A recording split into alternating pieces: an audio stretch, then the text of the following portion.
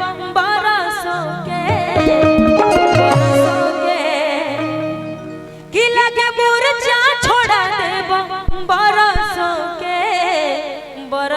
के आव तेल लगा दी कि आव तेल लगा दी सरसों के तोहर दर्द मिटा दी कल परसों के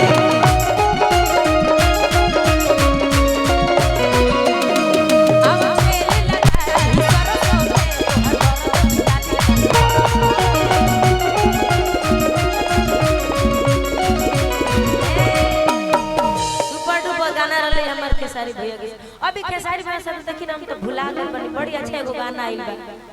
किसी तो लहरी बहरी बा हम करतनी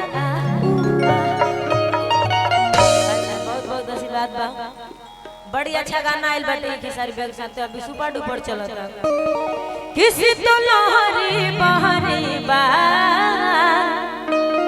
हम करतनी अच्छा गाना बा इससे पहले एगो और खेसारी भैया के साथ हमार गाना हिट भई रहले कि रगड़ी ले लेके पर कि खाना पीना ना बनवले बाड़ू और भोरही से मुंह लटकवले बाड़ू कि खाना पीना ना बनवले बाड़ू और भोरही से मुंह लटकवले बाड़ू कि काहे बेचैनी में अरे बाड़ू करे जा देखल न जाला तड़प कि काहे बेचैनी में अरे बाड़ू करे जा देखल न जाला तड़प कि दिहला दरदिया सैया दूनो रगड़ी ले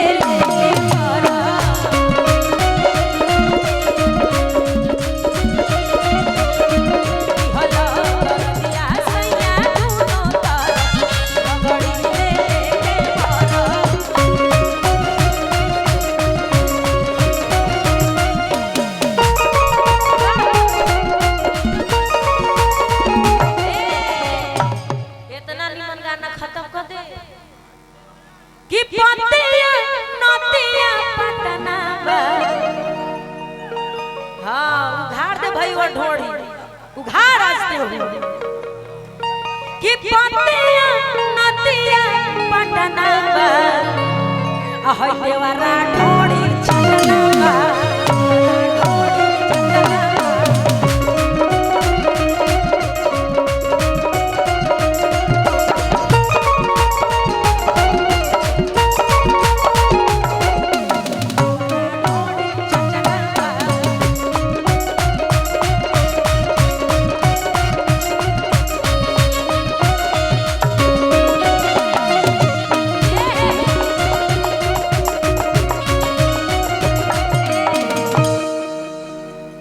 चंदन भैया के और गाना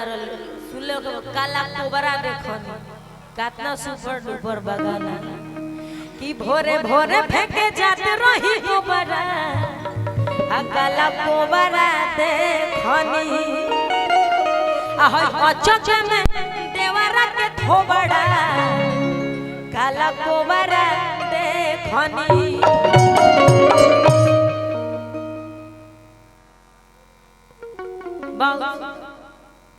बहुत सुंदर। हाँ तो हमने कहाँ रही ना बर्फ ठंडियों में बर्फ की जरूरत पड़ेला मास्टर जी कि रहेला बहरिया पिया बुझो ना लाचरिया पिया कि माजा में साजा दिहला अटहके में हरिया पिया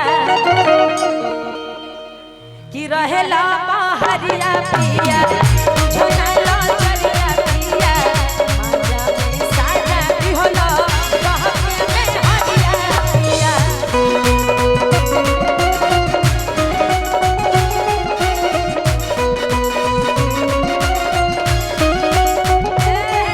आई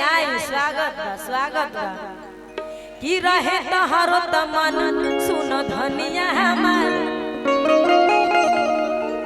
ओहो है देखी बड़ी बड़ी अच्छा राहुल जी प्रणाम।